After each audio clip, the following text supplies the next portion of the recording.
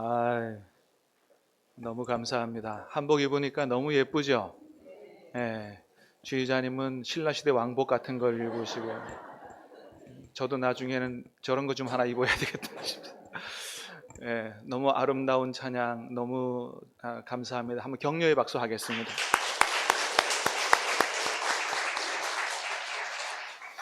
예, 오늘은 우리 교회가 지키는 추수감사절입니다. 추수감사절은 기본적으로는 한 해 동안에 이제 모든 농사를 추수하고 하나님께서 우리에게 풍성한 곡식을 주심에 감사해서 하나님 앞에 드리는 그런 제사, 그런 예배가 추수감사절 예배죠. 그러나 우리 교회는 단순히 이렇게 풍성한 곡식을 주신 하나님 앞에 감사하는 것만이 아니고 한 해를 돌이켜보면서 지금까지 인도하신 그 선하신 하나님의 은혜와 사랑과 축복을 기억하면서 하나님 앞에 감사로 영광 돌리는 절기가 바로 우리 교회가 지키는 추수감사절의 의미입니다. 여러분 어떠십니까? 추수감사절 앞두고 한 해를 좀 돌이켜 보셨어요? 한 해를 돌아보니까 여러분의 삶이 하나님의 은혜와 사랑에 충만하시던가요? 감사가 절로 나오시던가요? 오늘 우리 추수감사절 예배가 그런 예배가 되어야 할 줄로 믿습니다. 그렇습니다. 여러분, 지금까지 우리가 살아온 것, 이거 하나님의 은혜요 축복인 줄로 믿습니다. 다른 사람은 몰라도 우리는 그걸 분명히 고백할 수 있어야 됩니다. 지금까지 살아온 것도 하나님의 은혜요. 단순히 그것뿐만 아니고 하나님께서 또 이 나라를 이렇게 축복하셔서 먹을 걱정 없는, 굶어 죽을 걱정 없는 이렇게 풍성한 가을을 주셨으니 어찌 하나님 앞에 감사하지 않을 수가 있겠느냐라고 하는 거죠. 여러분, 지금 우리가 누리는 이 모든 풍성함의 축복은 절대로 당연한 게 아닌 줄로 믿습니다. 당연한 게 아니라는 거예요. 어떤 역사학자가 얘기를 했어요. 조선왕조 실록, 조선왕조 500년 그 역사를 담은 실록에 보면 어느 한 해도 기근과 흉년이 들어와서 굶어 죽지 않은 사람이 한 해도 없었다 그래요. 늘 어디든지 기근이 들고 먹을 것이 없고 그래서 굶어 죽는 사람이 우리나라에 항상 있었다는 겁니다. 여러분, 조선 왕조까지 갈 것도 없어요. 우리 어르신들은 너무나 잘 그 시절을 지나왔고, 제가 어릴 때만 해도 우리나라에 뭐가 있었냐면 보릿고개라는 게 있었죠. 보릿고개. 노래도 있죠. 가수 진성 씨가 부르는 보릿고개, 그죠? 예. 아이야 뛰지 마라 배 꺼질라. 그 다음에 몰라요. 가사만 보시기 바랍니다. 어른이 얘기해요. 아이야 뛰지 마라 배 꺼진다. 배 꺼진다. 얼마나 부실하게 먹었으면 조금만 뛰어도 배가 꺼질까요?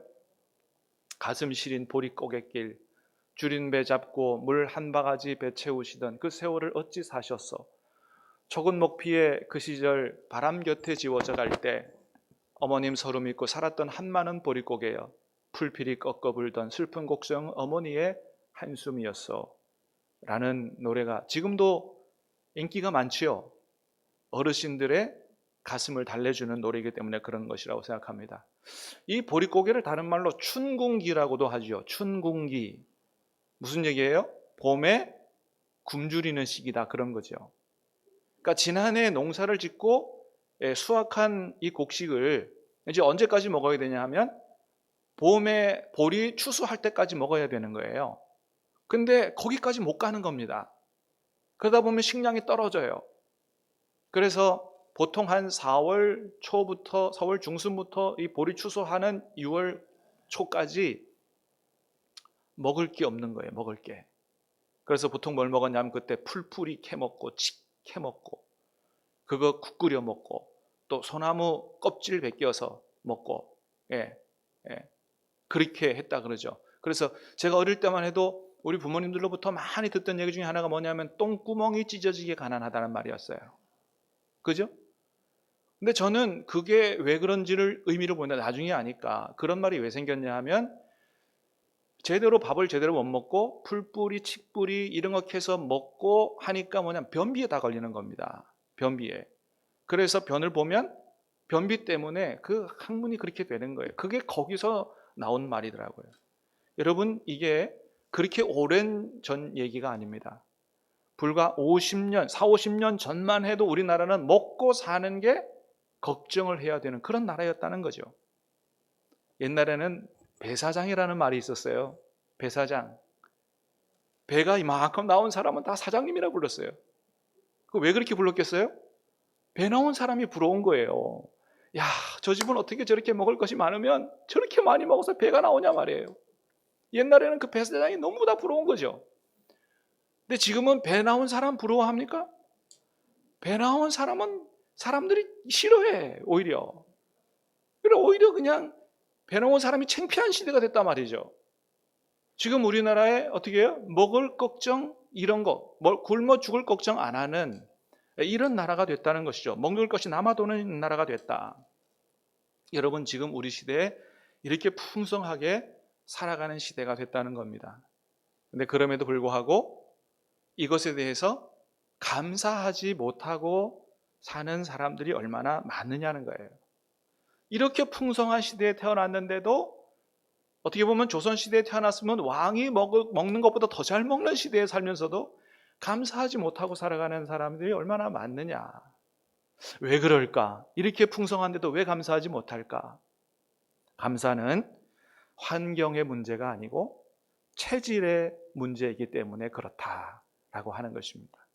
감사는 무슨 문제라고요? 체질의 문제이기 때문에 그렇다. 여러분, 오늘 하나님 말씀을 보면 하나님은 사도 바울을 통해서 우리에게 어떤 사람이 되라고 말해요? 감사하는 자가 되라. 한번 하겠습니다. 감사하는 자가 되라. 하나님께서 말씀하세요. 감사하는 자가 되라는 거예요. 오늘 우리가 읽은 말씀은 예수님 안에서 구원받은 하나님 백성들이 어떻게 새로운 삶을 살아가야 되는가에 대한 말씀이에요. 예수님 안에 구원받았느냐? 이렇게 살라고 하나님 말씀하시는 겁니다. 첫 번째는 자신의 영적 정체성을 분명히 하고 살아가야 된다는 겁니다. 여러분, 12절 말씀을 한번 같이 읽겠습니다. 시작. 그러므로 너희는 하나님이 택하사 거룩하고 사랑받는 자처럼 긍휼과 자비와 겸손과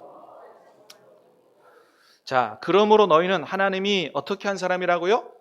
택한 사람이라는 거예요. 믿습니까? 우리가 주님을 택한 게 아니고 주님이 우리를 택했다 그랬어요. 여러분, 택한 받은 사람들인 줄로 믿으시길 바랍니다. 두 번째는 어떻게 해요? 거룩한 사람이라는 거예요. 거룩한 사람이라는 것은 단순히 정결하다는 의미를 넘어서 세상 구원받지 못한 사람과 구별한 백성이라는 거예요. 구별된 백성, 성별된 백성. 그러므로 좀 세상 사람들과 다르게 살아가야 될 사람들이라는 거예요. 세 번째는 뭐예요? 하나님의 사랑받는 자처럼.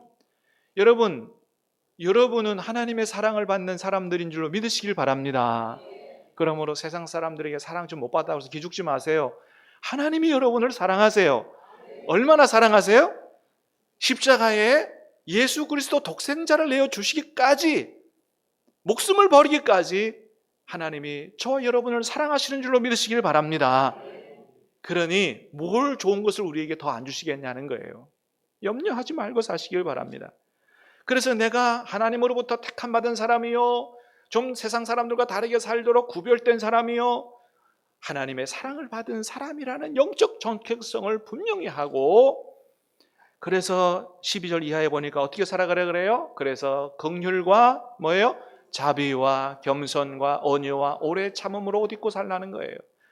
긍휼을 가지고 살라는 거예요. 긍휼을 베풀고 살라는 거예요. 이 긍휼이라는 의미의 이 원어적 이 직역은 자비의 창자라는 말입니다. 자비가 창자로부터 나온다.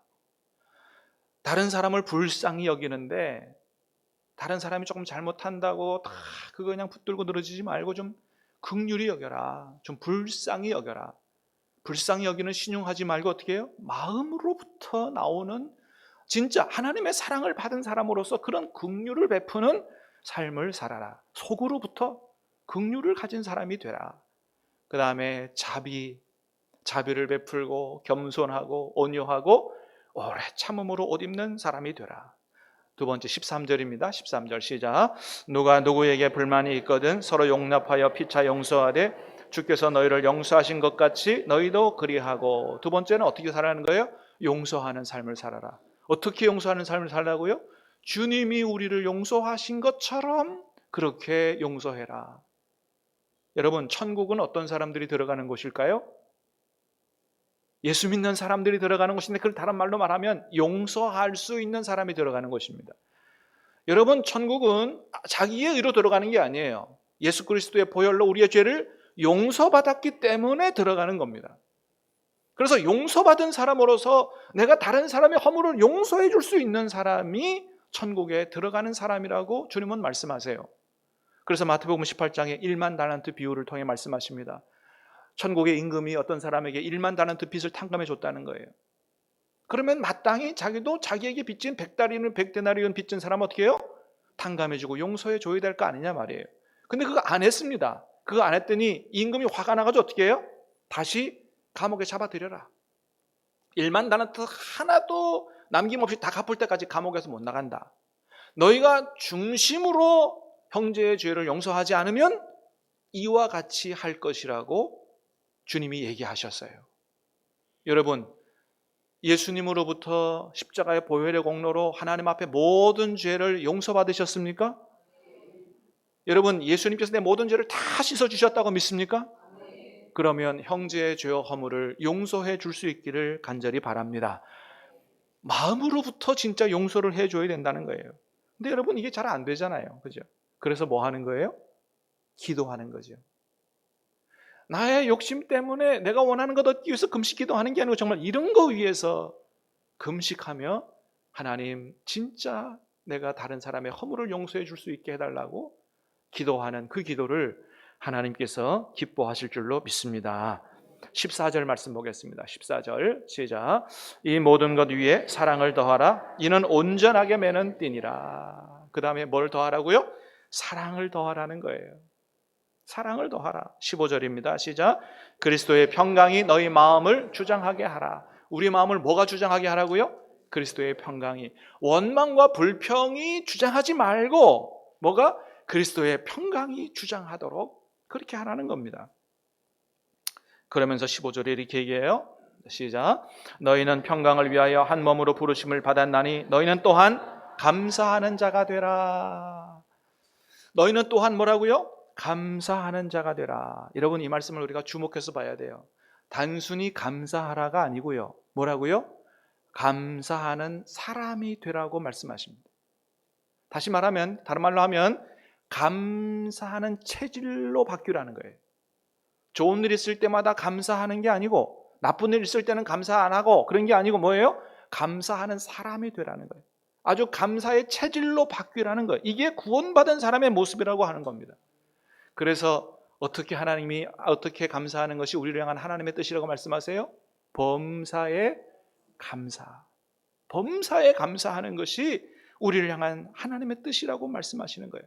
사랑하는 여러분, 하나님 말씀하신 대로 예수님 안에 모든 죄를 용서받고 구원받은 하나님 자녀된 저와 여러분들이 이제나 저제나 범사에 하나님 앞에 감사하며 감사의 축복을 누리고 살 수 있기를 주님의 이름으로 축복합니다. 주님의 뜻이라는 거예요. 여러분, 그러면 우리가 어떻게 하면 정말 범사에 감사하는 삶을 살 수 있을까요? 첫 번째는 지금 누리고 있는 하나님의 축복을 깨달아야 됩니다. 지금 누리고 있는 하나님의 축복을 깨달아야 돼요. 어떤 사람이 너무 살기가 힘들어서 정말 그만 살아야 되겠다 생각하고 좀 나쁜 생각을 했다 그래요. 그래서 철물점에 가서 밧줄을 하나 사가지고 산으로 올라갔어요. 산으로 올라가서 나무의 가지에다가 밧줄을 탁 내리 걸고 이제 자기의 목에 걸고 이제 세상을 끝내려고 하는데, 갑자기 자기 눈앞에 펼쳐진 그 석양이, 황혼이 얼마나 아름다운지 막 하늘이 막 붉은색으로 불타는데, 야, 지금 죽으면 저거 앞으로 못 볼 것 같아가지고, 야, 이거 하루만 좀 더 보고 하자 그래가지고, 너무 좀 아쉬운 마음이 들었는지 나쁜 마음을 고쳐먹고 그리고 산 아래로 내려왔다 그래요. 그래서 그 사람이 결국 살았대요. 나쁜 생각을 버리고. 여러분, 석양이 붉게 불타는 거 보면서 여러분 하나님의 은총을 느낍니까? 여러분, 우리가 만든 거 아니에요. 여러분, 지금 우리가 누리고 사는 것 중에 하나님이 안 주신 게 어디 있습니까? 모든 것이 다 하나님의 은혜요, 선물인 줄로 믿습니다. 숨을 쉬고 사는 것 하나님의 은혜인 줄로 믿습니다. 이렇게 파란 가을 하늘 하나님의 축복인 줄로 믿습니다. 선선한 바람, 여러분 낮이고 저녁이고 밤이고 얼마나 선선한 바람이 불어요. 여러분 걸을 때마다 하나님이 이렇게 선선한 바람 주시니 너무 기분이 좋다, 하나님 앞에 감사할 수 있기를 간절히 바랍니다. 그렇습니다. 모든 것이 다 하나님의 은혜와 축복이에요. 우리가 누리는 이 모든 것들이 하나님의 축복이에요. 여러분, 우리가 평소에는 귀한 것 잘 모르다가 그거 잃어버려 보면 정말 그 귀한 것이었다라는 사실을 깨닫게 되는 경우가 아주 많이 있지요. 김홍신 작가가 쓴 겪어보면 안다라고 하는 시가 있어요. 굶어보면 안다, 밥이 하늘인 것을. 목마름에 지쳐보면 안다, 물이 생명인 걸. 코 막히면 안다, 숨 쉬는 것만도 행복인 걸. 일이 없어 놀아보면 안다, 일터가 낙원인 걸. 아파보면 안다, 건강이 엄청 큰 재산인 걸. 잃은 뒤에 안다, 그것이 참 소중한 걸. 이별하면 안다, 그이가 천사인 것을. 지나보면 안다, 고통이 추억인 것을. 불행해지면 안다, 아주 작은 것이 행복인 것을. 죽음이 닥치면 안다, 내가 세상의 주인인 걸. 다른 거 다 동의하겠는데 이건 잘 못하겠더라고요. 죽음이 닥치면 안다, 내가 세상의 주인이 아닌 것을 알게 된다. 저는 이렇게 하고 싶어요. 그렇습니다. 여러분, 우리가 건강할 때는 건강의 축복을 잘 몰라요. 하나님이 내게 주신 건강의 축복을 잘 몰라요. 그런데 병원에 입원만 해봐도 어떤 사람이 제일 부럽느냐? 환자복 안 입고 밖에 걸어가는 사람이 제일 부러워요. 제가 입원해 보니까 그렇더라고요. 예. 그렇습니다. 여러분, 지금 살아가는데 별 불편함이 없이 그렇게 잘 살아가고 계십니까? 하나님 앞에 엄청나게 큰 복을 받으신 줄로 믿으시길 바랍니다. 삶에 별로 불편함이 없어요. 엄청나게 복 받은 거예요. 여러분, 하나님이 다 주신 것인 줄로 믿습니다. 그러므로 여러분, 하나님 앞에 우리가 정말 감사하면서 살 수 있어야 된다는 거예요. 지금 받은 축복을 깨달아 알고 감사하는 거예요. 두 번째는 고난 중에 숨어있는 하나님의 은혜를 깨달을 때 감사할 수 있습니다. 좋은 일이 있을 때만이 아니고 고난 중에도 감사할 수 있으려면 그 가운데 숨어있는 하나님의 은혜를 깨달을 수 있어야 된다는 거예요. 제가 서울에서 전임 전도사 할 때 얘기를 종종 했었는데, 제가 전임 전도사 할 때입니다. 지하 상가에 있는 교회, 여름에 비 많이 오면 물 쏟아지는 교회, 그 교회. 지병구 장로님이라는 분이 계셨어요. 이분은 제가 이제 전임 전도사 때 이렇게 설교를 한 20분 하고 나면, 전도사님 저를 좀 보십시다, 오늘 저녁에 저희 집으로 좀 올라오세요. 그래서 이제 장로님 집에 가면 제 설교와 그 성경 해석에 관해서 2시간 강의를 하세요. 네. 근데 이게 한두 번이 아니에요. 그러다 보니까 이제 제가 설교하는 날은 초긴장이 되는 거예요. 그럼 설교 끝나고 나면 장로님이 또, 전사님 오늘 우리 집에 좀 올라오고, 이거 얘기 안 할까? 가슴이 막 조마조마하고 두근두근 하는 거예요. 근데 설교가 끝나고 나면 거의 어김없이 전사님 오늘 저희 집에 좀 올라오세요 그러시는 거예요. 가면 또 한 2시간 얘기 듣는 겁니다. 아니 여러분, 이럴 수가 있습니까? 에? 아니 무슨 장로님이 그렇게 전도사에게 설교를 가르치려고 그러세요? 그래 막 자존심도 상하죠. 막 성도 못 내겠죠. 막 죽을 지경인 거예요, 제가. 근데 물론 이제 그분이 그렇게 하시는 데는 이유가 있습니다. 왜냐하면 이 장로님이 신학 박사이시거든요. 신학 박사 학위를 갖고 계세요. 근데 저 미국에 와서 유명 대학의 박사 학위는 아니고, 이름도 듣도 보도 못한 데서 박사 학위를 받으셨어요. 근데 본인은 박사 학위를 갖고 있는 사람이라고 생각하니까 성경은 이렇게 해서 해야 되고, 이건 설교는 이렇게 해야 되고 막 얘기를 하시는 거예요. 그래 제 생각에는 박사 학위도 그렇게 신통치 않은데 그거 받아갖고 나를 못 살게 구는구나. 그래, 그때는 그 장로님 되게 미워했습니다. 그래서 그 다음부터는 그 장로님한테 안 불려가려고 장로님 서재에 가서 어떤 책을 보시나를 보고 다 적어와가지고 그 장로님 있는 책을 몽창 샀습니다. 그 장로님 보는 책은 내가 다 보고 들어가야 얘기를 안 들을 것 같아갖고 그렇게 했어요. 그리고 교회가 작다 보니까 사무실이 없었어요. 제가 살던 집에서 한 10분 거리에 서울 온누리교회가 있어요. 그 온누리교회 가가지고 예배 시간 외에는 거기서 살았어요. 거기서 그 교회에서 하는 모든 세미나 다 듣고, 성경 강좌 다 듣고, 다 큐티도 그때 거기서 배운 겁니다. 예. 왜 그렇게 했다고요? 장로님한테 안 불려가려고. 그런데 그러면서 제가 성장을 했습니다. 할렐루야. 그러면서 제가 성장을 했어요. 여러분 혹시나 제 설교를 들으시다가 조금이라도 감동을 받는 분이 계시면 그 장로님한테 감사하시기 바랍니다. 돌이켜보니 그 장로님이 얼마나 감사한지요. 비록 그때는 그 장로님이 너무너무 싫었어요. 근데 돌이켜보니 하나님이 그 장로님을 통해서 저를 세워가는 역할을 하신 거예요. 지금 생각하니까 그 장로님도 얼마나 큰 부담을 가지셨겠나 생각이 돼요. 그렇잖아요. 아무리 신학 박사 갖고 있어도 전도사님한테 장로님이 자꾸 설교 얘기하고 성경 얘기하는 그거 뭐 얼마나 본인도 마음에 부담이 되셨겠나. 두 번째, 또 그런 얘기 하려면 또 맨입에 합니까? 또 저를 불러 올리면 손수 돈가스를 만들어 주세요. 돈가스 만들어서 밥 먹여가면서 이제 먹여놓고 이제 그러시는 거예요. 근데 그분의 그때 연세가 한 65세, 70세 되셨습니다. 그 나이 많으신 어른이 손수 돈가스 만들어서 먹이면서 그런 것을 하셨다는 말이죠. 그래서 그때는 그 장로님의 마음을 몰랐어요. 근데 여러분 왜 그렇게 하셨겠어요? 다른 게 아니에요. 뭐 본인의 지식을 뽐내고 싶었겠어요? 저를 사랑해서 그렇게 하신 거예요. 그걸 나중에 깨달았어요. 예. 여러분 하나님은 우리를 때로 다른 사람을 통해서 또 고난을 통해서 우리를 성장시키시는 줄로 믿습니다. 그 고난 속에 담겨있는 하나님의 은혜와 사랑을 깨달을 때 우리가 진짜 하나님 앞에 감사할 수 있다라고 하는 거예요. 그래서 지금은 그 장로님 너무너무 보고 싶어요. 제가 서울만 가면 그 장로님 한번 뵙고 싶은데 일정이 안 맞아 계속 못 뵀는데 꼭 찾아가서 만나서 포옹도 해드리고 맛있는 음식도 사드리고 싶은 것이 지금의 제 마음에. 여러분 어려움을 당했어요? 여러분 하나님께서 그걸 통해서 여러분을 축복하시는 그 하나님의 선하신 섭리를 깨달아 알 수 있기를 주님의 이름으로 축복합니다.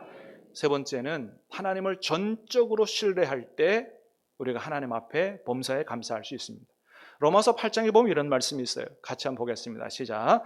우리가 알거니와 하나님을 사랑하는 자 곧 그의 뜻대로 부르심을 입은 자들에게는 모든 것이 합력하여 선을 이루느니라. 믿습니까? 모든 것이 합력하여 선을 이루게 하신다는 거예요. 여러분 이 하나님을 믿을 수 있어야 어떤 일을 만나든지 하나님 앞에 우리가 감사할 수 있습니다. 여러분 요셉을 보시기 바랍니다. 요셉은 어렸을 때부터 정말 너무나 많은 고난을 당했어요. 형들한테 미움을 받아요. 때로는 얻어맞기도 해요. 죽을 뻔도 했어요. 형들에 의해서 노예로 팔려가기도 했습니다. 아무도 없는 이국 땅에 가서 그 어린 나이에 종살이 했어요. 좀 잘해보려고 하니까 성추행 범으로 누명 쓰고 감옥에도 들어가요. 예. 여러분 그런데 요셉 이야기를 읽어보면 요셉이 자기의 처지를 비관하면서 원망불평했다고 하는 얘기가 한 번도 없습니다. 요셉은 원망불평하지 않았다는 거예요. 오히려 하나님이 그와 함께 하셨고 그도 하나님과 함께 살았다는 거예요. 결과가 어떻게 됐습니까? 하나님이 이 모든 것을 합력하여 선을 이루게 하셔서 애굽의 총리로 높이 드시고 수많은 사람을 살리는 일에 귀하게 쓰시는 아주 위대한 인물로 하나님이 들어쓰셨다는 것입니다. 여러분 사도 바울도 마찬가지예요.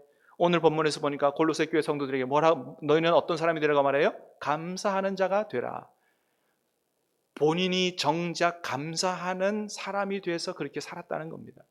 성경을 읽어보면 바울은 감옥에 갇혀서도 감사했다고 기록하고 있어요. 여러분 한번 보겠습니다. 빌립보서 말씀 다 같이 한번 보겠습니다. 시작. 형제들아 내가 당한 일이 도리어 복음 전파의 진전이 된 줄을 너희가 알기를 원하노라. 이러므로 나의 매임이 그리스도 안에서 모든 시위대 안과 그 밖에 모든 사람에게 나타났으니 형제 중 다수가 나의 매임으로 말미암아 주 안에서 신뢰함으로 겁없이 하나님의 말씀을 더욱 담대히 전하게 되었느니라. 그러면 무엇이냐? 거칠애로 하나 참으로 하나 무슨 방도로 하든지 전파되는 것은 그리스도니 기뻐하고 또한 기뻐하리라. 내가 당한 일이 자기가 감옥에 갇힌 일이 염려하지 마라. 복음 전파에 오히려 진전이 됐다. 내가 감옥에 갇혔지만 복음 전파에 진전이 됐고 이렇든 저렇든 더 예수님이 전파되니 나는 이로써 기뻐하고 기뻐한다. 다른 말로 하면 뭐예요? 나는 이로써 감사하고 감사한다고 얘기했던 거예요. 사도 바울은 그렇게 살았어요. 감옥에 갇혀서도 하나님의 섭리를 깨닫고 범사에 감사하는 삶을 살았다. 그래서 여러분 우리에게 뭐라고 얘기한다고요? 데살로니가전서 5장에 시작. 항상 기뻐하라. 쉬지 말고 기도하라. 범사에 감사하라. 이것이 그리스도 예수 안에서 너희를 향한 하나님의 뜻이니라. 아멘. 범사에 감사하라. 다른 말을 뭐라고요? 감사 체질이 되라고 말씀하십니다. 여러분 무엇이 우리를 향한 하나님의 뜻이라고요? 좋은 일이 있을 때만 감사하는 게 아니고 좋은 일이 있어도 안 좋은 일이 있을 때라도 하나님을 전적으로 신뢰하고 범사에 감사할 수 있는 사람이 되라. 이것이 예수님 안에서 우리를 향한 하나님의 뜻이라고 말씀하십니다. 여러분 어떤 사람이 하나님의 복을 받아요? 주신 은혜를 깨달아 알고 감사할 수 있는 사람. 고난 중에도 하나님의 선하심을 믿고 감사할 수 있는 사람.